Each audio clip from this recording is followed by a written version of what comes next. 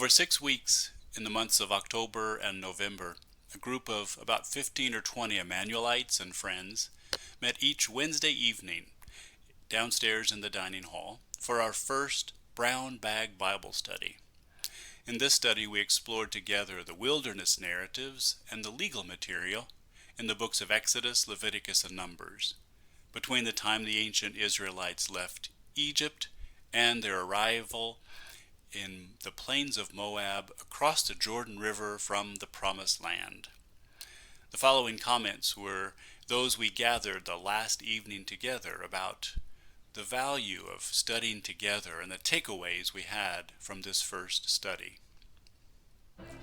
I wasn't able to attend all of the Bible study classes, so my biggest takeaway was just the opportunity to work that muscle and to be there with other people. It's important to me that there be other people that I know who use their free time after work in the evening with a sack lunch, just exploring these ideas, to have a company of friends to do that with together.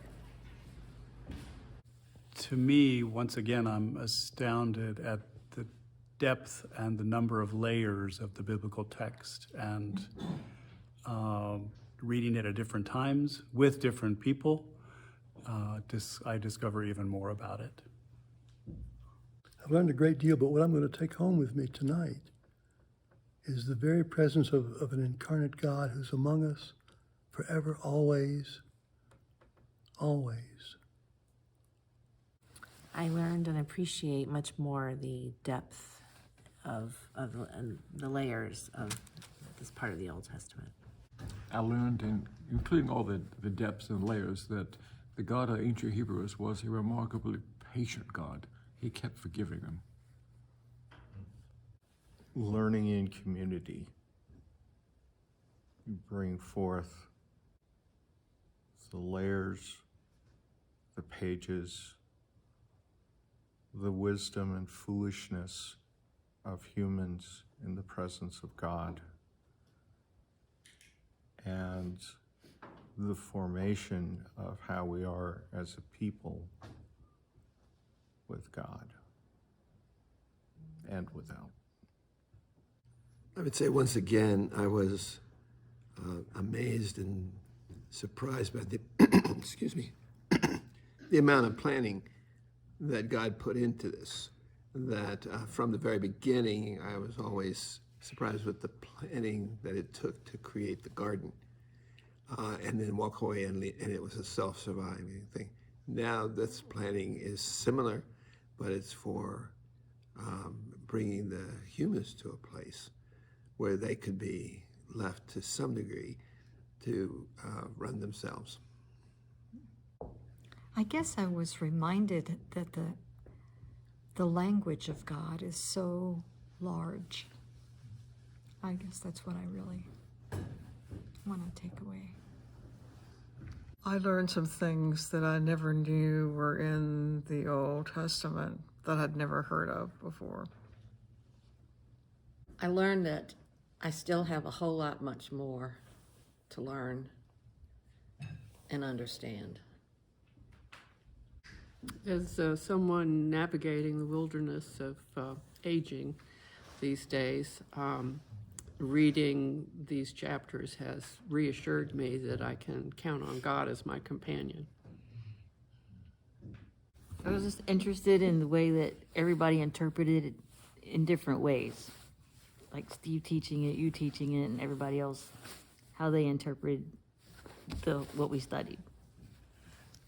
I've enjoyed learning about the structure of the book from people who really know and understand what it's about, and digging deeper behind what the stories mean.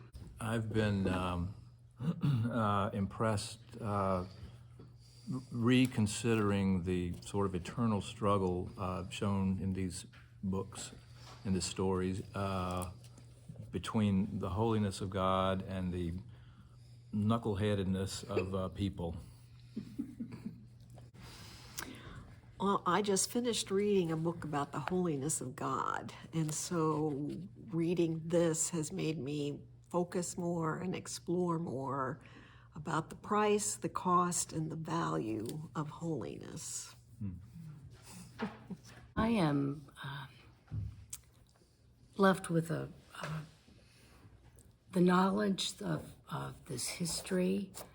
I'm curious to delve into it more, but the longevity of the Judeo-Christian tradition is something that astounds me, and I have respect, and that respect has increased.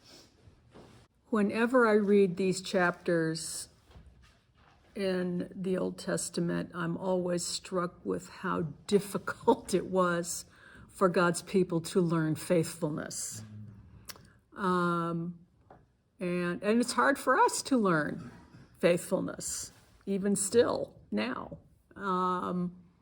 And that I am continually, as a result of that, astonished and grateful that God remains with us. It's been amazing to me to listen to all of the discoveries of everybody. And it's great that we have gotten to read these books again together. I appreciate it very much. God is indeed with us.